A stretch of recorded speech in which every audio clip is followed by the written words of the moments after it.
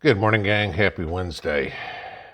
So this topic is something that really hits home for me, okay, considering my career path of the last 20 years. I've talked many times about the goal of the elites, the World Economic Forum, the one percenters, whatever you want to call them, to destroy the middle class and to bring us back to serfdom, okay, to a feudalistic society, where you have the king in the castle and all the peasants working the field, okay? And people tell me all the time, oh, that'll never happen. That's not what's going on. And my answer to them is BS. Now, in Washington, the panacea, the great word that everybody always likes to say is bipartisanship, okay? That, oh my God, both sides are agreeing on something. And therefore, this must be good for the world, good for the country, whatever it would be. And again, I'm going to say BS.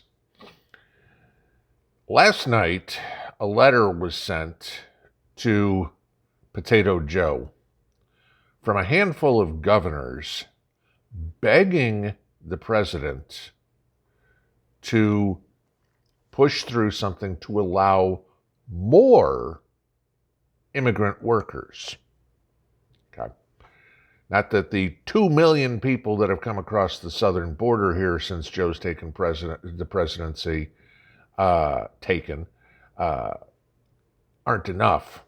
These governors think we need to add more foreign workers to the workforce because, we're so short on people and people won't work and everything like this. I want to give you this. All right. The governors that are asking for this, very interesting as to who they are. Spencer Cox, Republican from Utah. Jared Polis, Democrat, Colorado. Janet Mills, Democrat, Maine. Larry Hogan, Republican, Maryland. Charlie Baker, Republican, Massachusetts. Phil Scott, Democrat, Vermont. David Ege, Democrat, Hawaii. Wouldn't say that sounds very bipartisan to me. I mean, 3 rhinos, 2 of them in extremely blue states. Okay, Spencer Cox is just a freaking moron. But let me give you this. This is how concerned they are that, the people need to be allowed into the country to work. Because here's the deal, guys. When you get to this, for every 1% of our workforce that is an H-1B or an H-2B or a J-1 visa or anything like that, a foreign worker, okay, non-citizen, non-green card holder, the average American citizen's wages go down about 0.5%. Right now, our workforce is 17% foreigners. That means the average American paycheck is 8.75% less than it should be if we had an all-American workforce. Okay? 8.75. Doesn't sound like much, right? Until you think, well, inflation was at 7%. So if you had that 8.75%, you'd actually be ahead of the game with inflation. But how does this matter to these guys? Why is it so important to them? The destruction of the middle class. They don't care. Jared Polis's net worth, $300 million. Janet Mills, $35 million. Larry Hogan, $300 million. Charlie Baker, $20 million. David Ege, $15 million. Must be nice having $15 million and living in Hawaii, right? Phil Scott, $3.1 million. Spencer Cox, the moron, $1.5 million. Okay, I'm going to cut my nose off. Not that $1.5 million is jump change, but compared to the rest of the people, okay, he's the poorest of them all on there. This is how silly this has gotten, guys. You have politicians that we've elected, put the S in if you want, okay, that are saying, screw my constituents, let's bring Indians, Chinese, whatever, Russians, whoever, into our country so they can take the jobs of Americans. Gee, we're short workers, right? Massachusetts, as of the end of 2021, December 31st, had 145,000 people that were unemployed. Yet we need more foreign workers.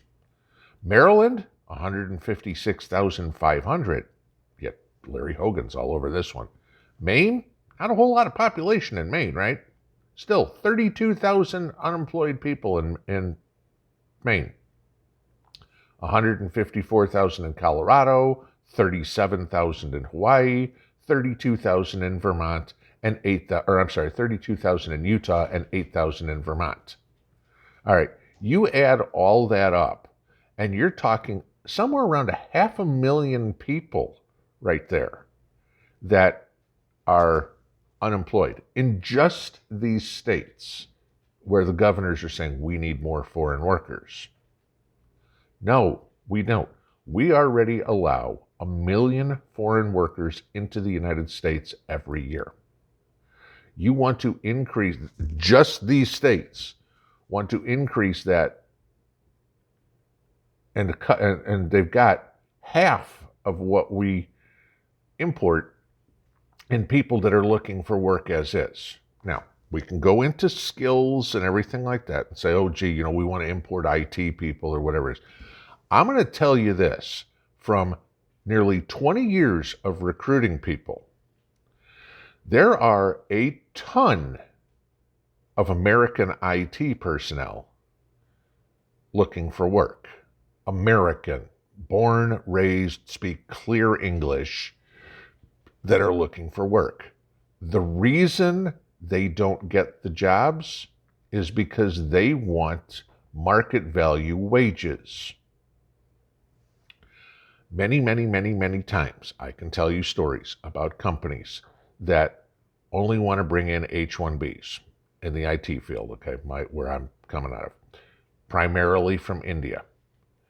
These guys will come to the United States as indentured servants to the firm that holds their visa, because basically the company says, okay, we have this piece of paper that allows you to work in the United States.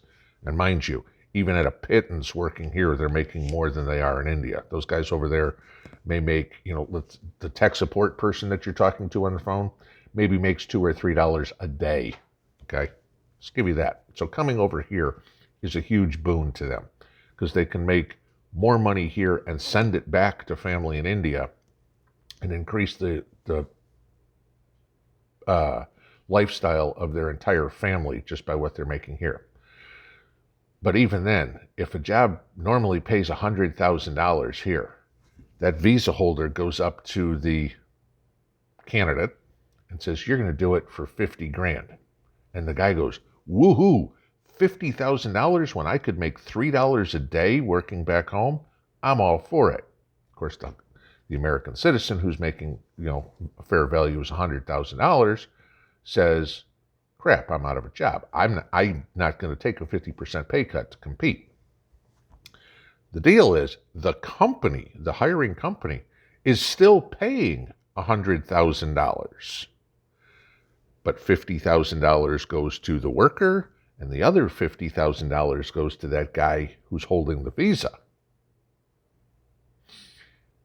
If the worker says, no, I'm not going to go do that job for $50,000, fair value in the United States is $100,000, the guy holding the visa goes, shh, here's a plane ticket back to Delhi, bye.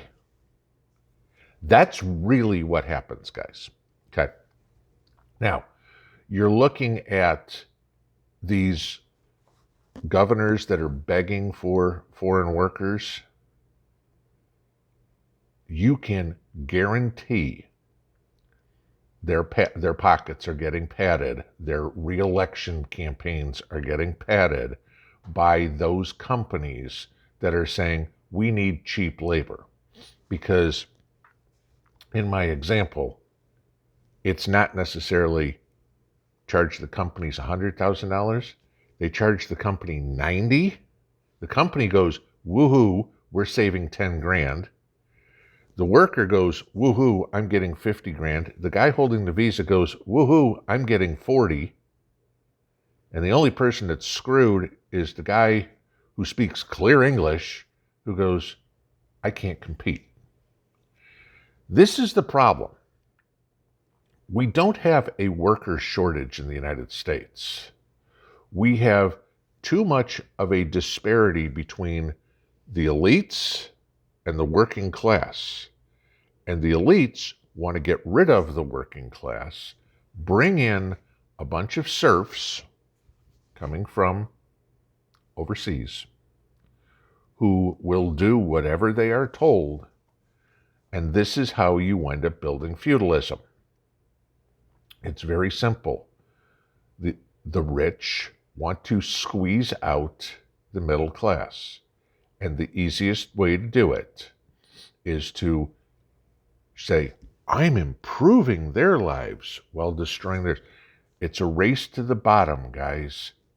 You're always going to be able to find cheap labor. Why do they say, oh, let's bring all these people across the southern border? It's not because we're humanitarian help or whatever it is. No. These corporate farms need somebody that'll go out and pick cucumbers for 25 cents an hour.